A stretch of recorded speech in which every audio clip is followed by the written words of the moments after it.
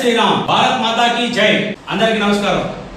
నా పేరు పెరుమాళ వెంకటేశ్వర్లు, బీజేపీ రాష్ట్ర కౌన్సిల్ సభ్యులు, నియోజకవర్గ ఇన్ఛార్జ్. ఈ రోజున స్టేషన్ గన్పూర్లోని ఆర్టీసీ బస్ స్టేషన్ను సందర్శించడం జరిగింది. ఆర్టీసీ బస్ స్టేషన్ నిర్మాణం నుంచి కూడా ఇప్పటి వరకు ఎన్నో సమస్యలు ఉన్నాయి. ఆ సమస్యలను పట్టించుకునే నాదుడు లేడు. మరి చుట్టుపక్కల గ్రామాల నుంచి ఈ స్టేషన్ గన్పూర్ నియోజకవర్గ కేంద్రమైన డివిజన్ కేంద్రమైంది. డివిజన్ కేంద్రం అయినందున ఇక్కడ బస్ స్టేషన్ ఉంటే చుట్టుపక్కల గ్రామాల ప్రజలందరూ ఈ బస్ స్టేషన్కి వస్తున్నారు. ఇక్కడ ఉండే ప్రయాణికులు ఎవరైతే ఉన్నారో వారికి కనీసం త్రాగడానికి మంచినీళ్ళ సౌకర్యం కూడా ఈ బస్ స్టేషన్లో లేదు. ఈ యొక్క బస్ స్టేషన్లో ప్లాట్ఫామ్లు ఏవైతే ఉన్నాయో అవి ఈ వర్షం పడడంతో పాకురు పట్టి నడిచే పరిస్థితి లేదు. ఈ రకంగా ఉన్న బస్ స్టేషన్ను ఎవరు కూడా పట్టించుకోవడం లేదు. మరి కాంగ్రెస్ పార్టీ అధికారంలోకి వచ్చి 2 సంవత్సరాల 6 నెలల ఒక్కరోజు ఈనాటికి అయినా కూడా ఎలాంటి అభివృద్ధి కార్యక్రమాలు లేవు. తెలంగాణ రాష్ట్రంలో ఈ కాంగ్రెస్ పార్టీ అధికారంలోకి వచ్చి ఏమాత్రం కూడా అభివృద్ధి పట్టించుకోవడం లేదు. ఈ స్టేషన్ గన్పూర్ నియోజకవర్గమైన ఎమ్మెల్యే కడేశ్వరి గారు మరి ఇక్కడ బస్ స్టేషన్ నిర్మాణం నుంచి మరి ఇప్పటి వరకు అనేక సమస్యలు ఉన్నాయి. ఈ సమస్యలను పట్టించుకునే పాపన పోలే. మరి ప్రయాణికులు వస్తున్నారు, వాళ్ళకు కనీస సౌకర్యాలు కల్పించే ఆలోచనే లేదు.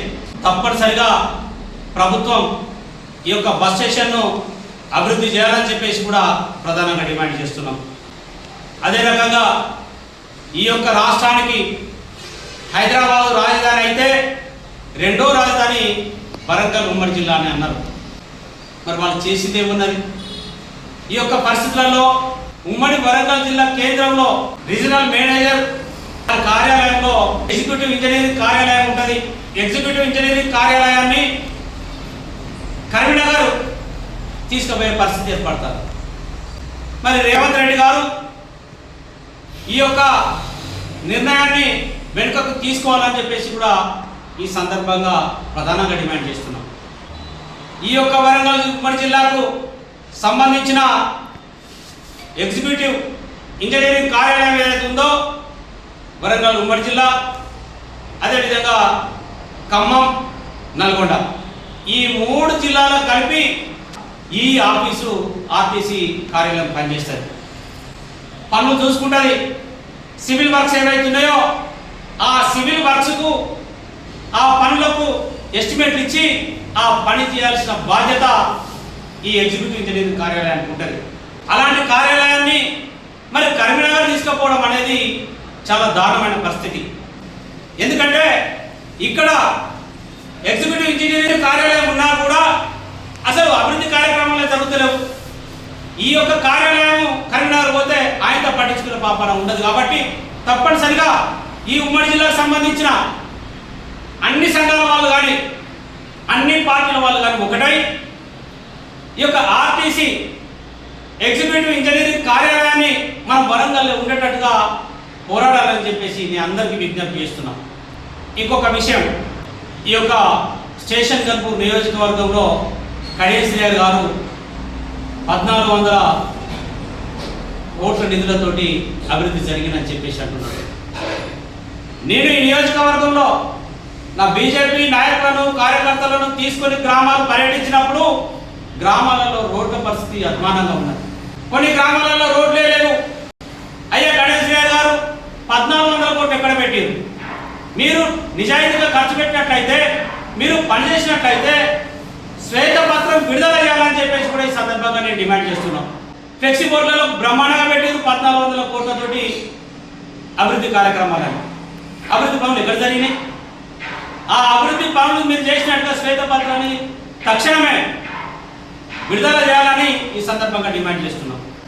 ఇక డాక్టర్ రాజయ్య గారు, మరి డాక్టర్ రాజయ్య గారు కడేశ్వరి గారు ఇద్దరు కూడా ఉప ముఖ్యమంత్రి పదవులు చేశారు. బాగానే ఉంది.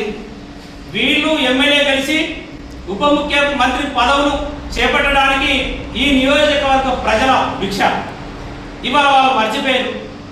కడేశ్వరి గారు ఒప్పుకున్నారు. అంటున్నారు గత 15 సంవత్సరాల నుంచి ఈ నియోజకవర్గ అభివృద్ధి జరగలేదని చెప్పేసి ఆ రోజున ముఖ్యమంత్రి గారు బహిరంగ సభకు వచ్చినప్పుడు ఆ బహిరంగ సభలో మాట్లాడడం జరిగింది. మరి ఇప్పుడు మర్చిపోయినా నాకు అర్థమైతే లేదు. 1400 కోట్ల అభివృద్ధి అంటున్నావే, మరి మీరే చెప్పారు కదా ఇక్కడ అభివృద్ధి జరగలేదు 15 సంవత్సరాల నుంచి అని. మాయ మాట అని చెప్పి ఎంతకాలం నియోజకవర్గ ప్రజలను మోసం చేస్తావు. మరి రాజయ్య గారు కూడా ఉప ముఖ్యమంత్రి పదవి చేసి ఆయన కూడా నియోజకవర్గ అభివృద్ధిని పట్టించుకోలేదు. వీరిద్దరూ దొందే. వీళ్ళిద్దరు అనుకున్నారు నియోజకవర్గ సమస్యలు పక్కన పడని, నియోజకవర్గ ప్రజల సంక్షేమం పక్కన పడని, మన సంక్షేమం ఉంటే సరిపోతుంది అని చెప్పేసి వీళ్ళిద్దరు కూడా కుమ్మక్కాయ పనులు చేసుకున్నారు తప్ప వాళ్ళు అభివృద్ధిని పట్టించుకోలేదని చెప్పేసి నేను ఇక్కడ అందరికీ విజ్ఞప్తి చేస్తున్నాను. ఆనాడు గోక రామసాయి గారు ఎమ్మెల్యే గెలిచి మంత్రి అయిన సందర్భంలో డీలక్స్ బస్సులు ఇక్కడ ఆగేది. మరి అప్పటి నుంచి కూడా రాజయ్య గారు, కడెన్సిరాయ్ గారు ఎమ్మెల్యేగా మంత్రులుగా ఎన్నో పదవులు చేసిరు, ఉప ముఖ్యమంత్రి పదవులు కూడా చేసిరు కదా. మరి డీలక్స్ బస్సు ఇక్కడ ఆ కాలంలో ఆగింది, మరి ఇప్పుడు ఎందుకు ఆగుతలేదని చెప్పేసి ఒక్కసారి కూడా ఈ నియోజకవర్గ ప్రజలకు ప్రయాణ సౌకర్యం ఉండాలి, మరి బస్సు సౌకర్యం ఉండాలి, ఇక్కడ డీలక్స్ ఆగాలని చెప్పేసి ఈ రోజు కూడా మీరు మాట్లాడలేదు. ఆ విషయంలో ఈ నియోజకవర్గ ప్రజలు నాకు విజ్ఞప్తి చేశారు డీలక్స్ బస్ ఆగాలని. ఆ యొక్క విషయంలో ఆర్టీసీ డిఎం గారిని కలిసిన పలుమార్లు కలిసిన, ఆర్టీసీ ఆర్ఎంఓ గారిని కలిసిన పలుమార్లు కలిసిన, ఆర్టీసీ ఈడీ హైదరాబాద్ వాళ్ళని కూడా కలవడం జరిగింది. అని చేస్తాం, ఆపుతాం, తప్పనిసరిగా డీలక్స్ బస్సులు ఆపుతామని చెప్పింది తప్ప ఇప్పటి వరకు ఆపడం లేదు. ఖచ్చితంగా డీలక్స్ బస్సులు ఆపేంత వరకు పోరాడతామని కూడా ఈ సందర్భంగా తెలియజేస్తున్నాం. ఇంకొక విషయం ఏంటంటే రేవంత్ రెడ్డి గారు మరి అబద్ధాలు మాత్రం బ్రహ్మాండంగా మాట్లాడాడు. ఎన్నికల ముందు ఎన్నో వాగ్దానాలు చేసిండు, మాటలు ఇచ్చిండు, హామీలు ఇచ్చారు. 6 గ్యారెంటీలను మేము 100 రోజులలో పూర్తి చేస్తామన్నారు, ఎక్కడ చేయలే. 420 హామీలను మేము పూర్తి చేస్తామన్నారు, ఎక్కడ చేయలే. 66 వాగ్దానాలు ఇచ్చిండ్రు, ఎక్కడ కూడా నిలబెట్టుకోలేదు. ఈ రకంగా మాయ మాటలు చెప్పి గద్దెనెక్కిరు. ఇవాళ కాంగ్రెస్ పార్టీ అధికారంలోకి వచ్చిందంటే కేవలం మాయ మాటలతోటే. ప్రజలు నమ్మిరు, పనులు చేస్తా అంటున్నారు, అభివృద్ధి చేస్తా అంటున్నారు, ప్రజల సంక్షేమాన్ని పట్టించుకుంటా అంటున్నారు.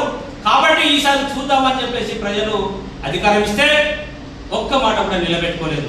తస్మాత్ జాగ్రత్త. ఈ తెలంగాణ ప్రజలు మీకు ఎట్లయితే అధికారాలు ఇచ్చిరో ఆ రకంగానే గద్దె దింపుతారు. ముఖ్యంగా కేసీఆర్ గారు 10 సంవత్సరాలు 2 పర్యాయాలు పరిపాలన చేశారు, కానీ ఏమాత్రం కూడా అభివృద్ధి పట్టించుకోలేదు. కుటుంబ అభివృద్ధి మాత్రం జరిగింది, ఆయన పట్టించుకోలేదు. ఆర్టీసీ ఆదుకుంటా అన్నాడు, ఆర్టీసీ కార్మికులకు అన్యాయం చేసింది కేసీఆర్ గారు. అదే రకంగా ఇప్పుడున్న రేవంత్ రెడ్డి గారు ముఖ్యమంత్రి గారు ఆర్టీసీ కార్మికులకు అన్యాయం చేస్తున్నాడు.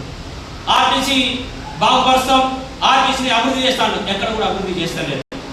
ఆర్టీసీ ఆస్తులు శిథిలమైపోతుంటే అక్కడ ఆ నిర్మాణం చేసిన ఆ పనులన్నీ ఆగమైపోతుంటే కనీసం పట్టించుకుంటలేవు. నువ్వు ఆర్టీసీని ఏం పట్టించుకుంటావు కదా.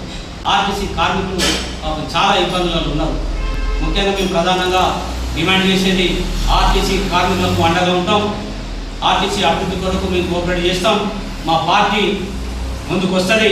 ఆర్టీసీ కార్మికుల విషయంలో తప్పనిసరిగా మేము ముందుకు వస్తామని చెప్పేసి కూడా ఈ సందర్భంగా తెలియజేస్తూ ఇలా అంశాలపై తప్పనిసరిగా ఈ నియోజకవర్గంలో ఇవే కాదు, ప్రభుత్వ ఆస్తులలో నిర్మాణాలు జరిగిన పాఠశాలలు కానీ, కాలేజీలు కానీ, ప్రభుత్వ కార్యాలయాలు కానీ, ఇక్కడ హాస్పిటల్స్ కానీ అన్నింటినీ సందర్శిస్తాం, ఖచ్చితంగా ప్రశ్నిస్తాం, వాటి అభివృద్ధి కొరకు మేము పాటుపడతామని చెప్పేసి కూడా ఈ సందర్భంగా తెలియజేస్తున్నాం. జై బీజేపీ, జై బీజేపీ, జై బీజేపీ, భారత్ మాతా కీ జై.